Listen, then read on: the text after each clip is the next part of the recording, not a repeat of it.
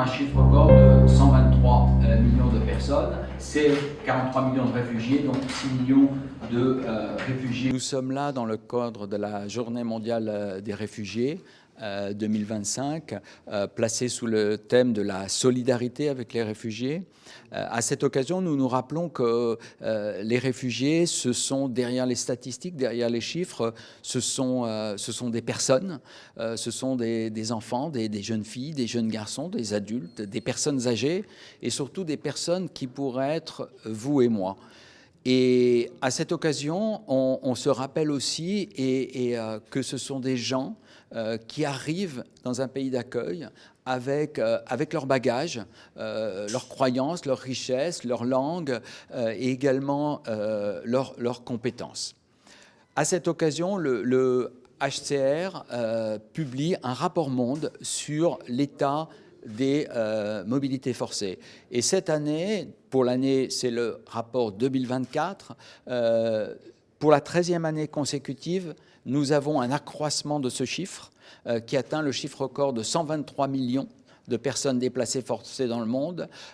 C'est 43 millions de réfugiés, dont 6 millions de réfugiés palestiniens. C'est un chiffre qui nous dit à quel point notre monde est cabossé, avec un nombre croissant de conflits, un nombre de conflits aussi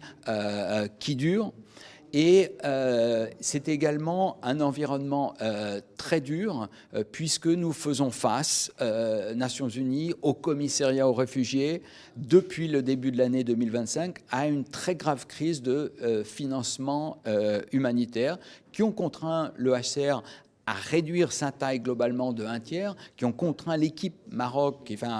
HCR Maroc, qui fait un travail très courageux à réduire sa taille de 1/3, dont ses effectifs qui passent de 50 à 34, alors que nous recevons chaque jour entre 80 et jusqu'à 300 personnes. Nous conduisons par an 20 000 entretiens conseils. Donc dans ces conditions, cela va devenir de plus en plus difficile de continuer notre travail et d'enregistrement et d'accueil et détermination de statut. Alors à cette occasion, nous écoutons la voix des réfugiés et que nous disent les voix des réfugiés au Maroc? Ils nous disent d'abord de beaux exemples d'inclusion que permet la vision de Sa Majesté, que permettent les politiques d'immigration et d'asile et de gestion humanisée des frontières, mais aussi ces voix des réfugiés nous disent une très grande détresse et une très grande précarité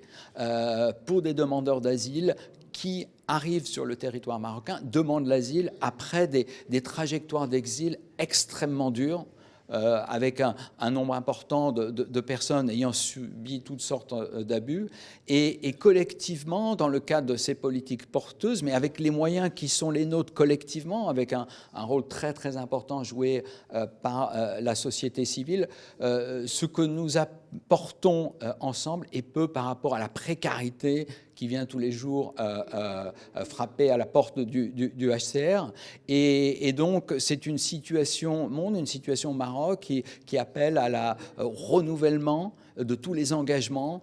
pour pouvoir permettre